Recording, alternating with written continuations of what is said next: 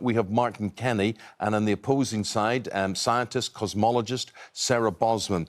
Martin, we have to go to you first of all. Why do you think it didn't happen? Well, there's overwhelming proof that it didn't happen. There's people researching this topic a lot more. We're in the age of technology now. I think in the past, like you're saying, we had no way of verifying anything we were told. So we saw the moon landings. Well, you saw the moon landings, and you believed it, but there was no way for you to check any of it. And now we're in the age of technology. As you said, a lot of the young people believe that it was faked, and that's because they are now investigating for themselves. I find it very interesting, and we'll talk to Sarah in a minute about the scientific side that she believes. But for me, personally, I just think far too many people would have had to cover it up. Cover up for far too many years. Well, how many people... To never have slipped up. How many people have supposedly gone beyond low Earth orbit, beyond 200 miles off the Earth? No idea. 24. The entire history of humanity. But 24 people. So your point is... Only 24. But so what I'm Ruth's saying is there was a whole control centre, operations centre, backup control, all sorts of things. Do you know what happens Building in the a finance rocket. department of ITV? In the No finance idea. department? No idea. Except Do you know the what checks happens? are late. Do you know what happens in the executive office of ITV, right at the top? No, but if somebody tell was us covering nothing. something They tell up... you nothing, exactly. Yeah, but if so if somebody was something did happen... But if somebody's would covering you... something up, everybody would have to cover it up. No, they wouldn't, because you would know Sarah, about what it. do you think?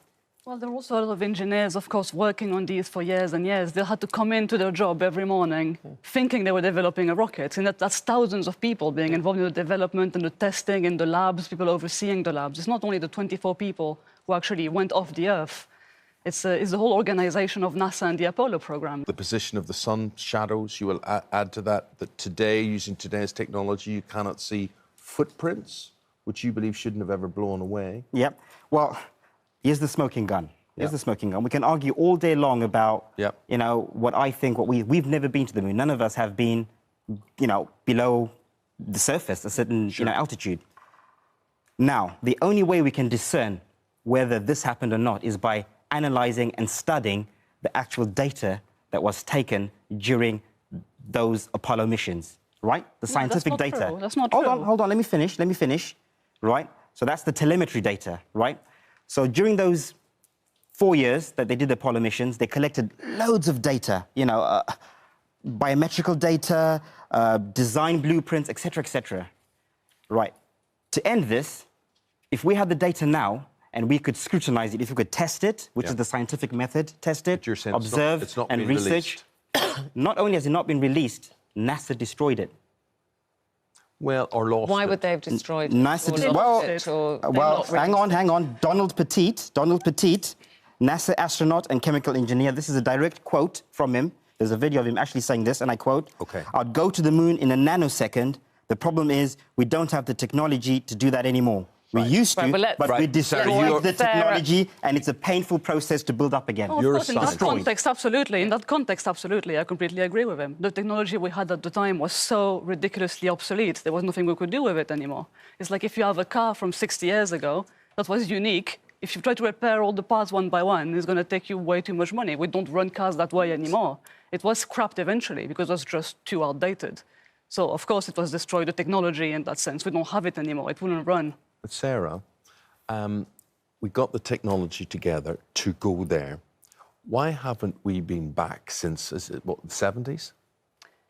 I think it comes down to the funding. I think after America went to the moon a few times, the people in power told the voters, why are we spending so much money on this? Why don't we elect a party who will put our taxes to do something else? And unfortunately, it was the last time in history where so much of your taxes went to science and research and technology. It's been cut down a lot, I think, mostly for political reasons. But you see, Martin actually believes what we think. Some people believe the moon's made of cheese. What do you think the moon is made of? What I know the moon is, it's a luminary. That's all I know. What? It shines? It's a luminary. It's a luminary of some sort. So I can't go beyond that. And, you know, again, we're living in the age of technology. You know, you've got a P900 camera now you can buy for under £1,000. Yeah. And you can zoom in to the moon. That's supposed to be, by the way, 238,000 miles away in deep, dark space. And yet you can zoom in quite close, in detail, with a commercial camera. And people have taken photographs and images showing it sometimes translucent, You can see through it, right? Sometimes it's got something called a lunar wave. There are many videos showing the moon with a lunar wave. We don't know what that is. It's all a mystery. So you believe you couldn't possibly land on it because it's not solid? Absolutely not. If it isn't true, is he really doing any harm, or is it just an interesting theory? There's nothing wrong with people looking at data themselves and looking at buying their own cameras and taking their own data and so on.